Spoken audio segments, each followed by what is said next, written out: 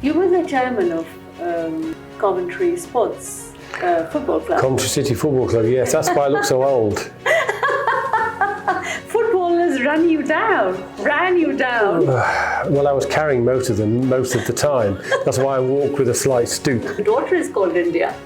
She is indeed, so I'm a self-dedicated and self-aware India-phile. You go to India more than I do. I'm very fortunate. I have a home in India. Where do you have a home? Gujarat. Oh, why Gujarat? Gujaratis are the toughest negotiators, not in India, in the world. Usually when people choose to invest in India, they'll choose infrastructure and tech. Why did you choose education? The landscape in India is changing, and I do believe there is every opportunity for India, as we've discussed, to go from incredible India through investable India to inevitable India. The headwinds are coming. A global slowdown is not on its way, Lavina. It's here.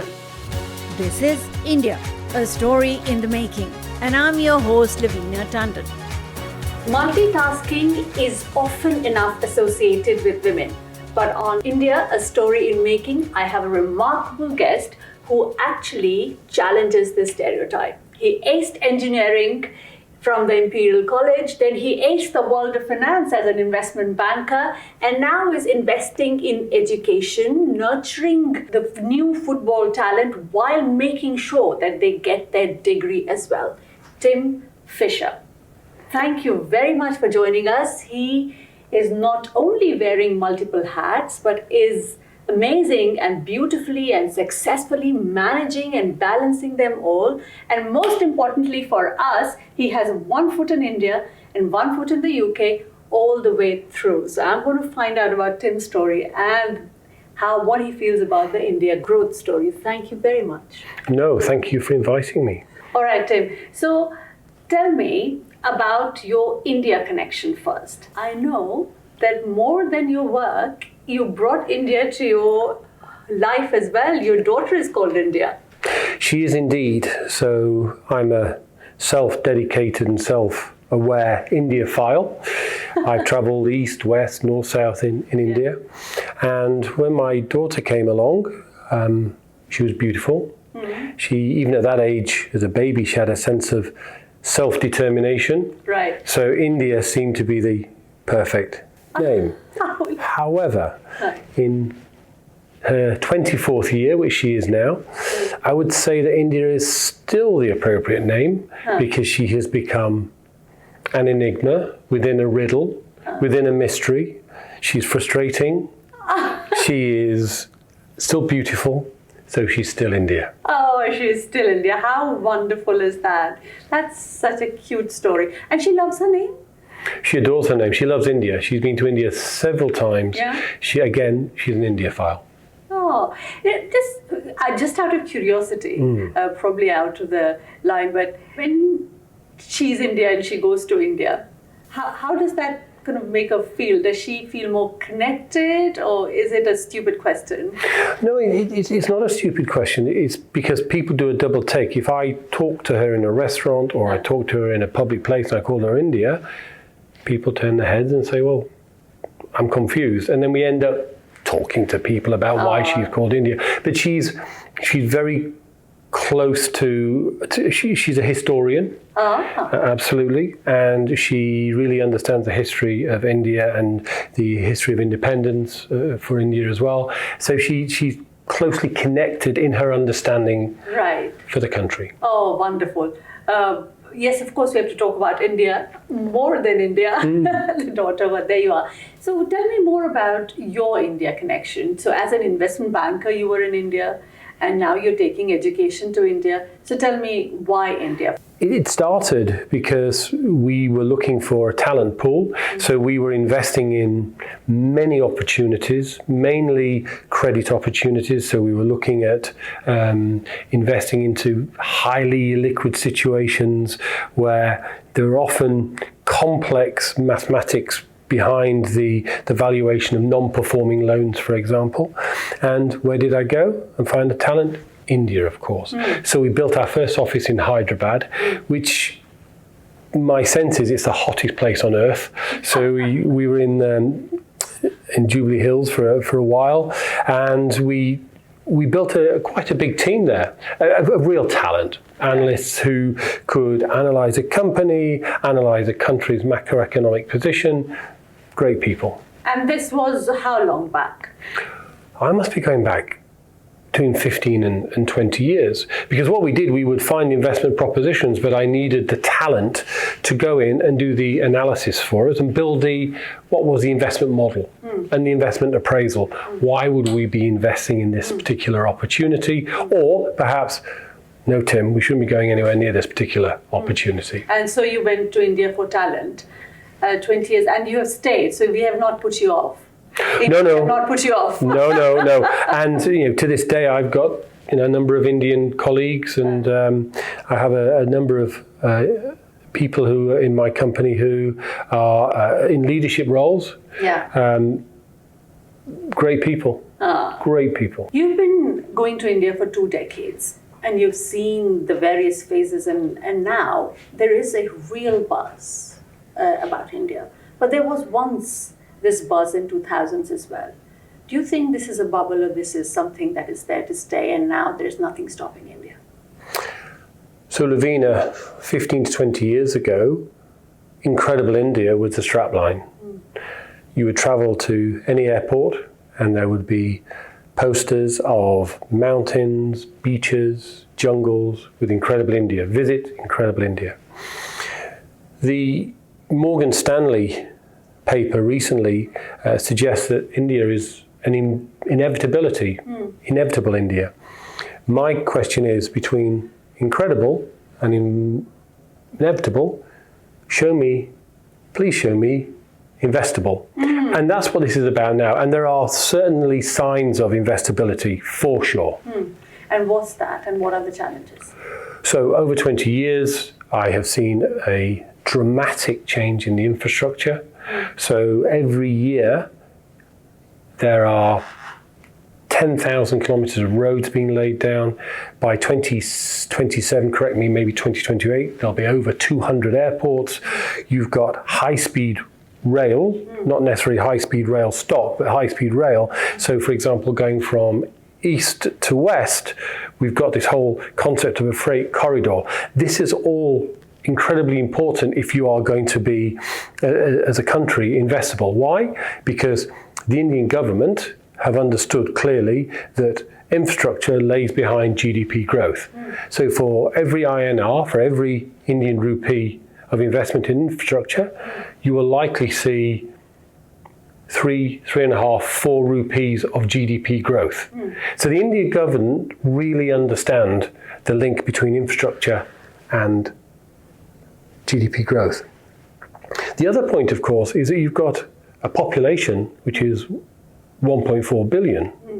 There's always been a huge population, but the demographic is changing.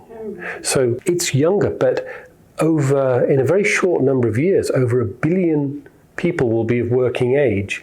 That means 2 things. First of all, they need employment, but secondly, they will have access to monies, which they will then make them a consumer. So as a consumer market, India becomes incredibly attractive.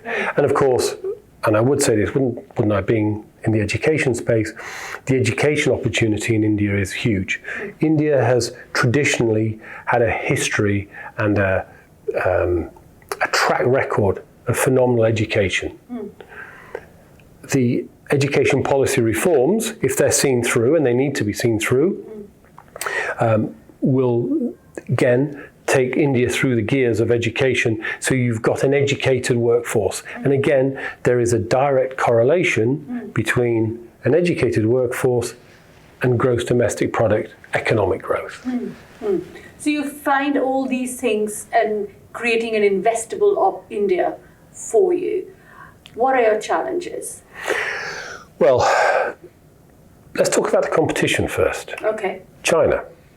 Okay. So China is a competitor. Inevitable question. Inevitable. Well, we talk about inevitability, but we've seen that the Indian government and the Chinese government can sit in the same room, not have to discuss border disputes, but discuss economics, which is great. Departure from history. Mature. Very, very mature. At this moment in time, China is the supply side champion in the world. I believe, in fact I know, that India could be an opportunity and an alternative to China. At this moment in time, China and India have a trade imbalance of around about $100 billion. In other words, India imports more than $100 billion of goods than it exports to China. That is an opportunity to close that gap. And with this whole concept of make in India, manufacturing, there is an opportunity to challenge China on the supply side. Because China has its own structural issues at the moment, debt burden. Mrs. Chen, the equivalent of Mrs. Watanabe in Japan, isn't spending money from the household finances. Why? Because of uncertainty. So the uncertainty in China creates the opportunity in India. So where do you see the challenges? We'll talk about the investment, and then I want to move into education and sports because your investment, your education, your sports, and you're all the way through. So first the challenges. So the government has made huge strides in terms of foreign investment. So under FDI, now you can get 100% what's called automatic investment, i.e. non-government sign-off into a number of sectors, which is great. That is really pulling back the bureaucracy of investment. Wonderful. However, if I put my investment manager's hat on, I look at other things. I look at political risk. So if I look at the political backdrop, I see certain challenges still in India. I see potentially the politics of discrimination, Hindu, Muslim. I see an opacity. There is often an opaqueness around donations made to political parties. Again, that's something which investors are really quite nervous about, but that is the political risk. Is it a perception or it's reality? Well, in life, perception is reality, and that's my point. So when I talk to potential investors who've never been to India before, they always point to the negative in terms of the incidences, which are undeniable, of corruption historically. But do you feel that when you go there, the discrimination and that it's happening, or it's just something that... I've never felt any discrimination. I don't vote in India, so the idea of opacity in Indian politics doesn't affect me. And corruption, I've never had a single incident of that. And again, from a political perspective, the encouraging thing for me, if I was to do my analysis as an emerging market investor for India, would be the parliament system is not too dissimilar to the United Kingdom. You have a lower house, you have an upper house, you have 445 seats, first past the post. So I feel I know the political system. And also I believe that one of the key, if not the key challenges, is for the Reserve Bank of India to keep steady hands on the tiller, because the headwinds are coming. A global slowdown is not on its way, Lavina, it's here.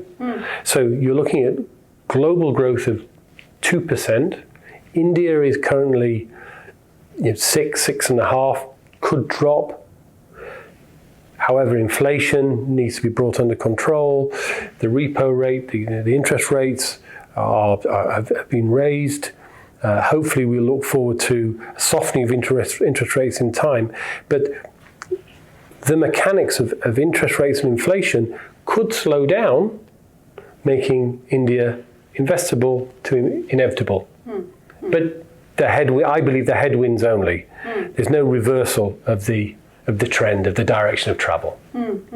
So you feel that, Morgan Stanley had said that India is sort of insulated even if the world recession comes. So is India insulated enough because of all that you said, the demographic dividend or the growth dividend, so the growth structure to the world recession?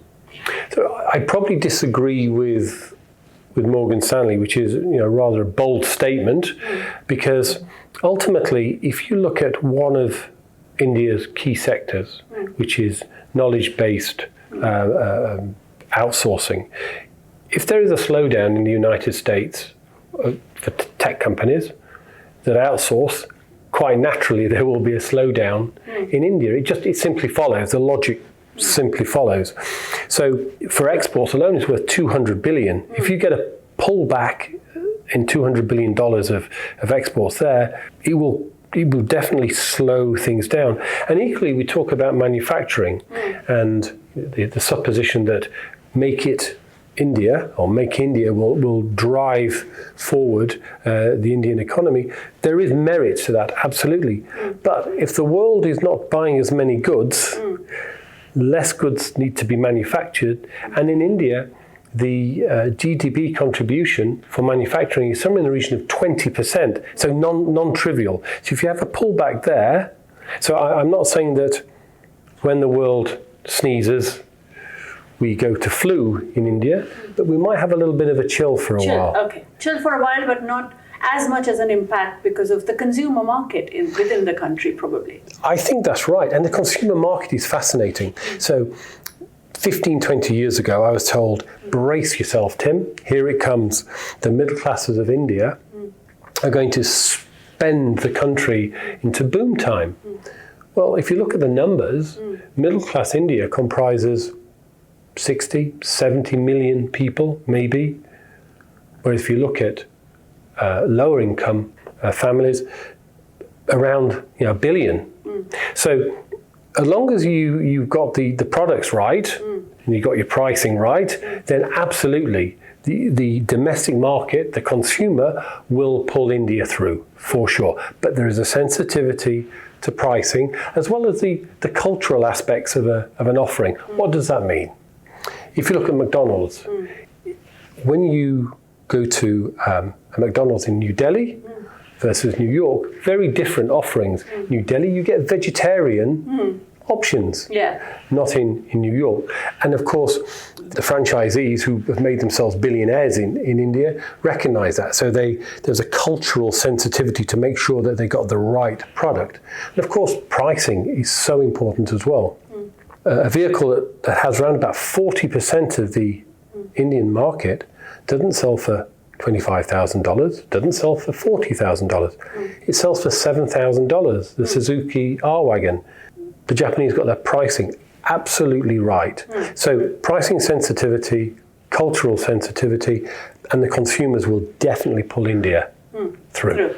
Okay, so if you were to give, before we move into the realm of education and sports, if you were to give a toolkit from someone who has worked there for 2 decades, 3 things for the investors looking in, what would you say? We've hit the first one fair and square on the head. That is a huge consumer market in potential. No, toolkit for them to succeed there. So what is it that you could say to an investor and say, look for this, and this market? I think you would certainly look at government change around FDI. So there's a huge willingness, and tax reform. So as an investor, I will likely be given tax breaks depending on whether I invest via a special economic zone, for example, whatever it may be. So there's a real attraction for an investor for there. That's the first thing. Secondly, I do have to say the workforce, the level of, and of course it's an English-speaking country. So if you're an American company looking at investing in and building something, an opportunity in India, you've got English-speaking. So you've got English-speaking, but also you have well-educated people. The level of education, especially tertiary education, higher education, it's so high, the standard is so high in India. So beyond education, the other thing that I would look at is patience. So one thing having worked with and worked alongside many investors aren't looking at short term. So if they see that there is likely a long-term macroeconomic uplift in the country, I don't worry about the short-term bet. I make an appraisal of the long-term bet. And the long-term bet, Lavina, looks real. It looks real. It looks like we do go from investable to inevitable. So you're looking at patients, you're looking at workforce, and you're looking at tax credit. Brilliant. Now moving on to education. What excites you about education in India, and what are you therefore going there for? So we, unfortunately, it was just as COVID hit. We were looking at a wonderful opportunity in South Delhi, in a place called Faridabad. Why? Because the appetite for private education in India is huge. It's insatiable. What we have seen from the government are changes which are incredibly positive around education. So, for example, at this moment in time, around 1.5% of GDP is invested into education. The government is committed to 6%, so that's 3 times as much money going into education. And of course, the government would say that, wouldn't they? But what's interesting, and this is something again which is, it could be the fourth tool in the toolkit, is the whole concept of digitization. So they're bringing digital learning to schools. Now, digital learning is available in the United States, in the United Kingdom, and in Singapore and other countries. But to bring it into schools in India is phenomenal. It's a fantastic opportunity. Other things, of course, they're committed to more teacher training. So the landscape in India is changing, and because Indian families put such value on education, as far as I'm concerned, it's an incredibly investable proposition. Because again, we look at the population and we look at the size and the growth of the population. Usually when people choose to invest in India, they'll choose infrastructure and tech. Why did you choose education? Is it because of the value that the people put, and therefore it is something that people have not yet noticed, but it's more investable? So in order to make a country investable, you need a skilled workforce. And this is what we talk about. So India is developing and has developed previously a wonderfully skilled workforce, knowledge-based. So that is one of the key components for in any sector, whether that's electronics, whether that's steel making, whatever it is, you need a skilled workforce. And that all starts with education. Okay, wonderful. So you're more into private education and bringing it up to the par, so they are actually employable anywhere in the world. You were the chairman of Coventry Sports Football Club. Coventry City Football Club, yes, that's why I look so old. Footballers ran you down. Well, I was carrying most of them most of the time. That's why I walk with a slight stoop. But yes, I did 12 years as a chairman of a football club, alongside everything else. And what does that mean? It means that I see the value of professional football within a community and what sport brings to a community. And also, when we took an American model and we fused sport with education. And in the United States, everyone knows that there is this wonderful, if you're an incredibly talented sports person, you can go on to get a high level of learning and get a degree and go and do your master's and PhD, whatever it means. So we've adopted the same type of model here in the UK. So our first football club was Coventry City, where I was chairman, so I had a reasonable amount of influence in the right way. And we created an offering which was, and remains, of course, because it's still there and growing. You come and do your degree at Loughborough. And then once you're doing your degree, you also go on a pathway for elite football. So you can try out over 3 years to become a professional footballer. Why do families like this model? They like this model because they'll say, Tim, whilst Samir is a great footballer, what if he doesn't make it? Yeah, backup plan. Yeah. Well, Education has to be there, backup plan. He will have it. Because it's very hard to constantly be training on the ground and not get defocused from education. And that's why I guess India always, like it's stereotypical. I spoke about stereotypes. You challenge one of being a multitasker. In India, you were quite known, doctor, engineer, lawyer, we all often heard. Absolutely. But now I feel it's changing. Do you feel that too? It's not a matter of feeling it's in my waters, it's fact, because we're getting more and more students from India coming on to the football course and the academic course in the UK. So we see that shift. We do see that shift. So, of course, cricket is the number one sport in India. But football is making its way now.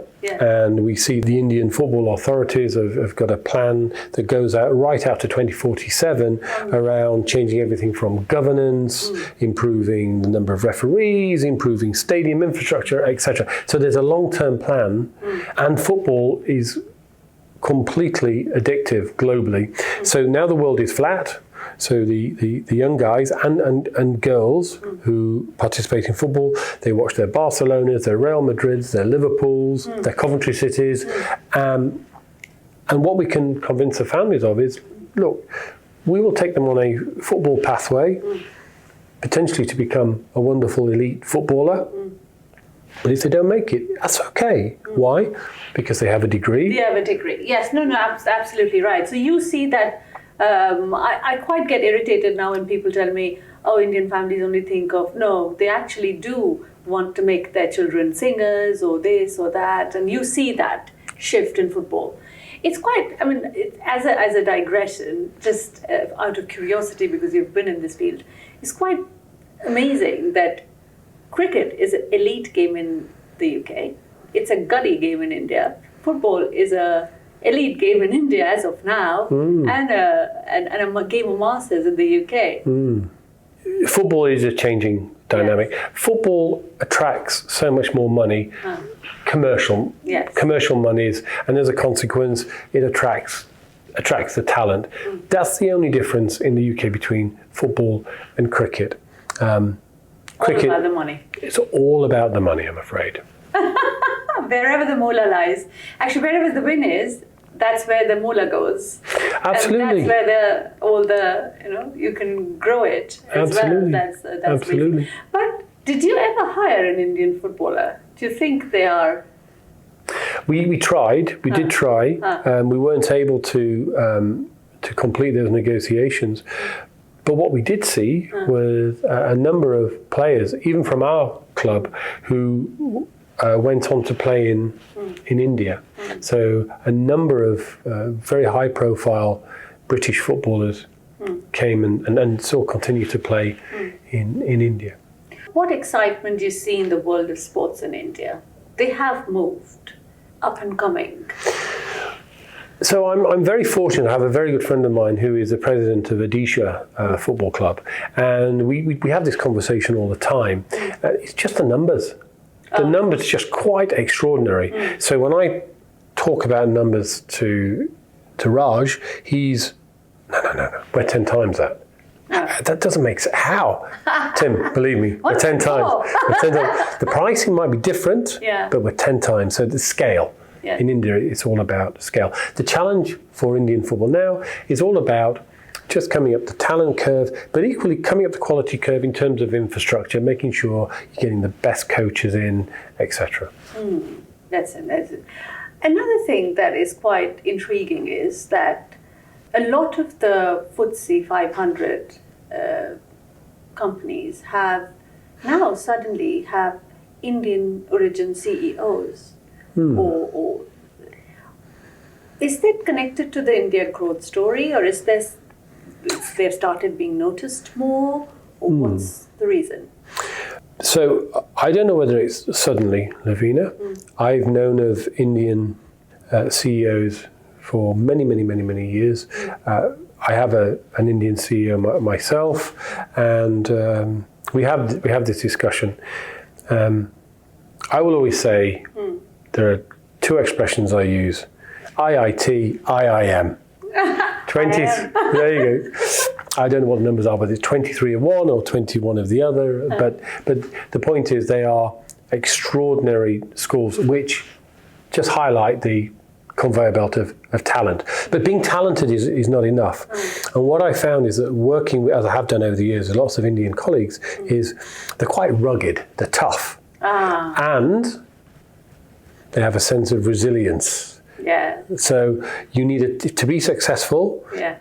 Then when things don't go your way, you have to have a tough mindset. And I have found, to a person, the people I've worked with, who have originated from India, they've got that tough mindset. They're resilient. They're resilient. I think that's quite. I would say that. Where do you think it comes from? I think that's probably a question for you. It could be. The competition is huge. So you always have to be on your toes. Oh, wow. So if you talk about IIT, IIM, and you will correct me here, it's not the top 1% that get into IIT or IIM, it's the top 0.1%. So that highlights how competitive the education is here. And I think there's a mentality of winning. And through that mentality of winning, breeds this idea of a tough mindset and being a great leader. Okay. Now, as we're coming to our end, tell me, in the past few years, when did you go to India last?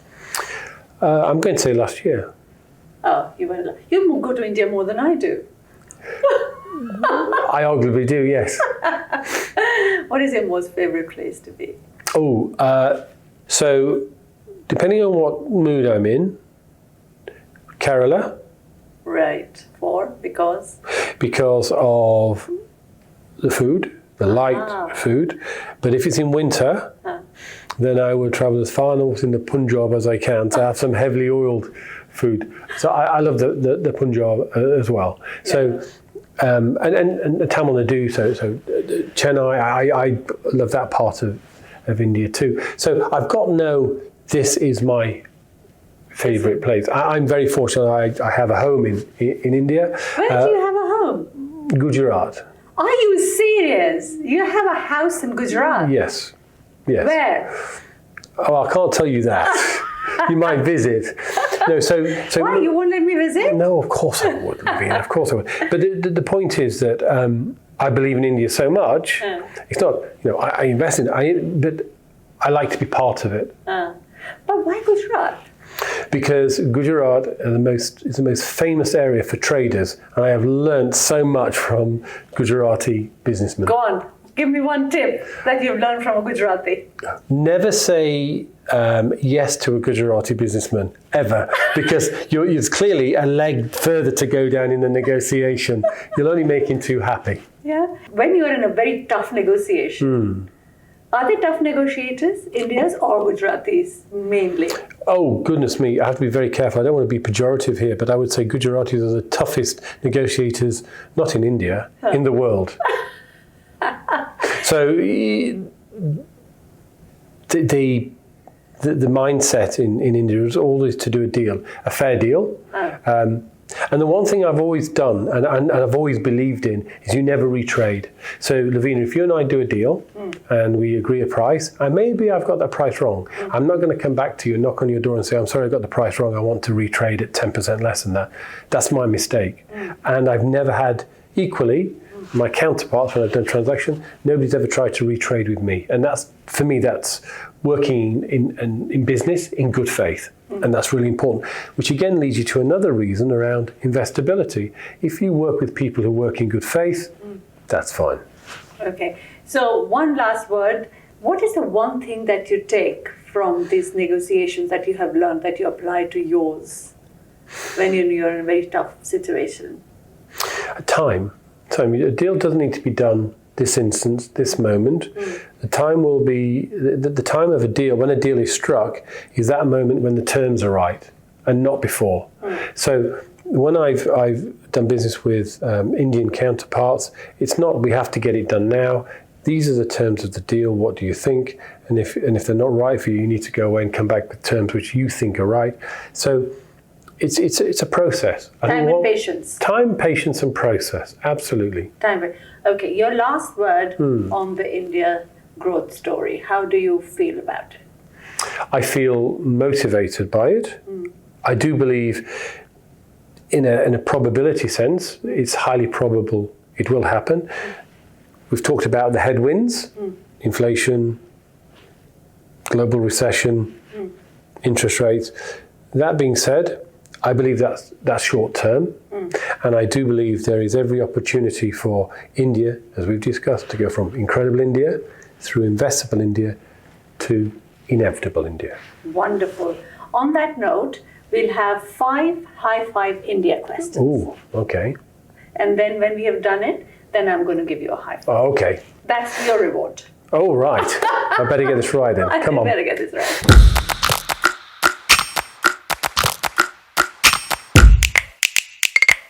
So, India for you in one word. Enigmatic. Why? It's mysterious, as I said, a mystery within an enigma, within a riddle. Oh, wonderful. Okay. Number 3, what is the export to the world, the most exciting export of India to the world?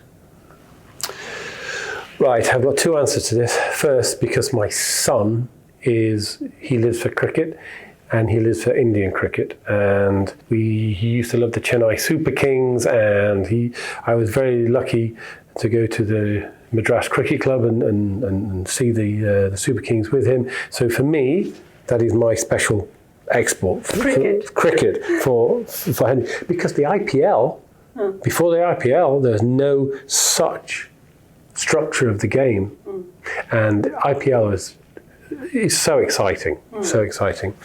The other export for India, Bollywood. You watch it? I love to watch Bollywood movies from time to time. I know the script. Man meets boy, girl meets boy, falls in love, bad man takes girl. You've not watched After Sholay, it seems like. No, anyway. So, if you live in the United Kingdom, Indian heritage is there, it's part. So my children, who are 27 and 24 respectively, they don't know anything other than having Indian heritage as part of the UK culture. Yes. Be that music, be that food, be that Bollywood. As I said, it's very much part of a British culture. It's great. Brilliant. What is your favorite cuisine? Indian cuisine. As I said, so in the winter, I'm afraid I'm very much a heavy oils, although I'm trying to lose a little weight. I would say I do like Kerala food. It's so light. I mean, we'll do a double high five because I like that too. Okay, you have worked with Indians all the way through. Yes. One takeaway of working with them. Mental toughness. You should always have a gupta in the boardroom. What in the boardroom? You should always have a gupta in the boardroom. In the boardroom. Okay. If you could have dinner or lunch with one historical or present leader of India, who would that be? Oh, that's a great question. I don't want to be rude to Mr. Modi, so I'll say that I suspect he'd be too busy to have dinner with me. If I had the ability to go back in time, I think based on the history, Mr. Nehru, I think that would really? be. Nehru over Gandhi? I think so. I think that would too. Why? Because at the time, that was a moment in time. We know that was a moment in time. Some things were just so. They got something so horribly wrong. What would you ask? Oh yes, go on. I don't want to go. No, I just think the experience of. I think my question to him over dinner would be the former viceroy and his wife. Let's say that might be for pudding. But I think my question is: so what did you get so right, and what did you get so wrong? Because we all know the tragic circumstances around independence. Okay, brilliant. I think you deserve that. Thank you. Wonderful. I hope you enjoyed it. I did. That was fun. Oh, brilliant. Thank you very much. That was Tim Fischer, who was the chairman of Coventry Football Club and now is running Stirling Education, spreading mobile, I would say mobile university. I kept saying that to him. And also teaching, nurturing the talent, the football talent, but making sure they have a backup plan in education. And we'll continue our India story with more such guests. So thank you very much for joining. Listen to my podcast audio on Apple, Spotify, Binge Pods, or wherever you get your podcast from. And watch the video of the podcast on my YouTube channel, Lavina Tandon. New episodes are out every Sunday.